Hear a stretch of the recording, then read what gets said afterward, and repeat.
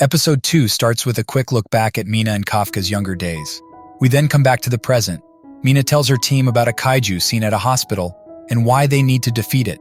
News about the kaiju spreads across Yokohama through alarms and news broadcasts. We then see Kafka, Reno, and an old man. Kafka tries to tell the old man that he's not a dangerous kaiju, but it doesn't work. This makes Kafka and Reno decide to leave the hospital to avoid causing more trouble. At the same time, one of Mina's team members tells her that the kaiju has left the hospital and is heading towards an evacuation area. Kafka and Reno are also heading in that direction. Reno starts thinking about what happened to Kafka. He wonders if the kaiju is really Kafka. Kafka assures Reno that he's still himself, even though strange things are happening to his body. After some funny moments, Kafka and Reno talk about Kafka's chances of joining the defense force. Reno thinks it's impossible because the defense force's job is to get rid of kaiju.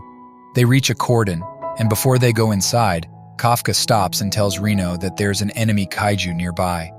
We then see Mina and her team tracking the new kaiju. Kafka tells Reno that this kaiju is the same one they fought before, so it's a yoju.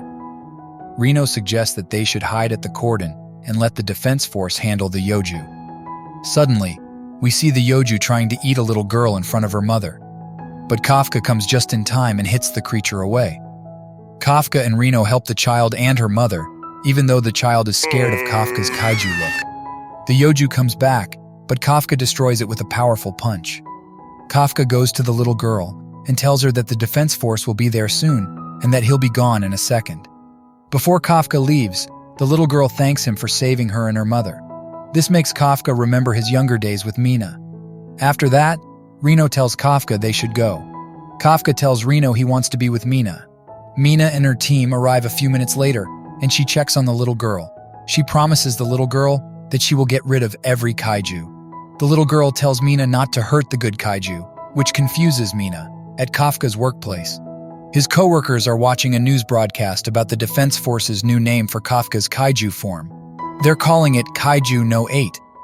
Reno comes into the room and thinks about Kafka's situation.